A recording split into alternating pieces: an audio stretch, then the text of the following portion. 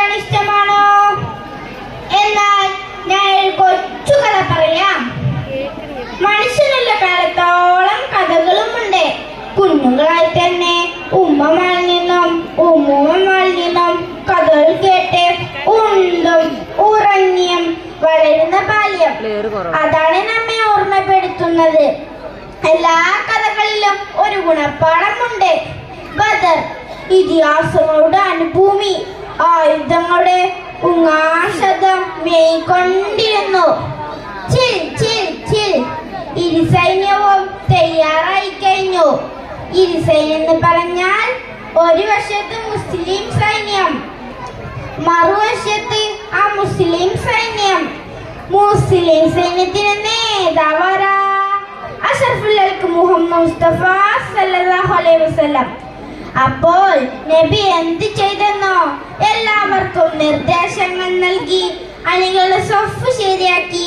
അപ്പോൾ അണികളുടെ സ്വഫ് ശരിയാക്കും സമയമായിരുന്നു അത്. എല്ലാവരും സ്വഫ് ശരിയായി നിന്നു. പക്ഷേ ഒരാൾ മാത്രം സ്വഫ് തെറ്റിച്ച് നിൽക്കുന്നു. നബി സല്ലല്ലാഹു അലൈഹി വസല്ലം നോക്കി.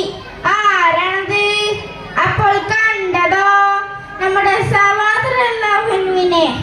നബി എന്ത് ചെയ്തെന്നോ? വടിയെടുത്ത് സവാദ് റളിയല്ലാഹുവിന്റെ ഉദരത്തിൽ ഒറ്റ തട്ട്. എന്നിട്ട് സ്വഫ് ശരിയായി നിൽക്കാൻ കൽപ്പിച്ചു. സവാദ് റളിയല്ലാഹുവിനെ അല്പം വേദനിച്ചു. സവാദ് റളിയല്ലാഹു സങ്കടത്തോടെ പറഞ്ഞു, നബിയെ, അങ്ങ് എന്റെ ഉദരത്തിൽ തട്ടിയപ്പോൾ എന്റെ ഉദരം വല്ലാതെ വേദനിച്ചു. അതുകൊണ്ട് ഞാൻ പൊരുത്തപ്പെട്ടു തന്നെങ്കിൽ എനിക്ക് അങ്ങയോട് പ്രതികാരം ചെയ്യണം. എന്ത്? നബിയോട് പ്രതികാരം ചെയ്യാനോ?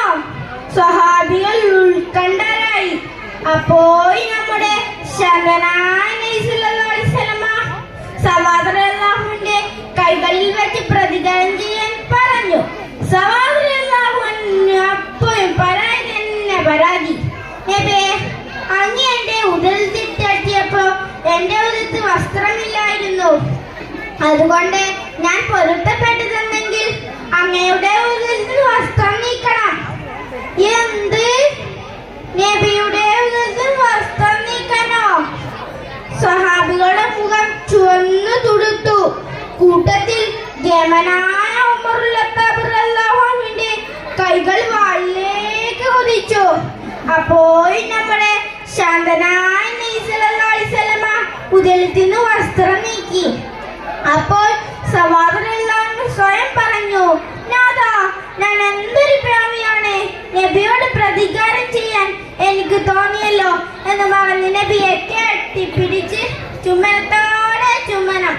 ഇത് കണ്ട നബി സല്ലല്ലാഹു അലൈഹി വസല്ലം ചോദിച്ചു, സവാദ്, എന്താണിത്? എന്താണ് ഈ കാണിക്കുന്നത്? നബിയെ, അങ്ങയെ ചുംബിക്കാനോ മറ്റെന്തെങ്കിലും ഉപകാരം ചെയ്യാനോ എനിക്ക് അവസരം കിട്ടാറില്ല. അതുകൊണ്ട് ചെയ്തതാണ് നബിയെ, എന്നോട് പൊറുക്കണം. നബി സല്ലല്ലാഹു അലൈഹി വസല്ലം കൈകൾ ഉയർത്തി സവാദ് റളിയല്ലാഹുവിന് വേണ്ടി പ്രാർത്ഥിച്ചു. ഈ രംഗം കണ്ട സ്വഹാബികൾ ശാന്തരായി. നോക്കൂ കൂട്ടുകാരെ, സ്വഹാബികൾ എത്രമാത്രം നബി സല്ലല്ലാഹു അലൈഹി വസല്ലമയെ സ്നേഹിക്കുന്നു. അതുപോലെ നമുക്ക് നമ്മുടെ മുത്തുനബിയെ സ്നേഹിക്കാം. ഇത്രയും പറഞ്ഞ് ഞാൻ എൻ്റെ കൊച്ചു കഥ നിർത്തട്ടെ. അസ്സലാമു അലൈക്കും.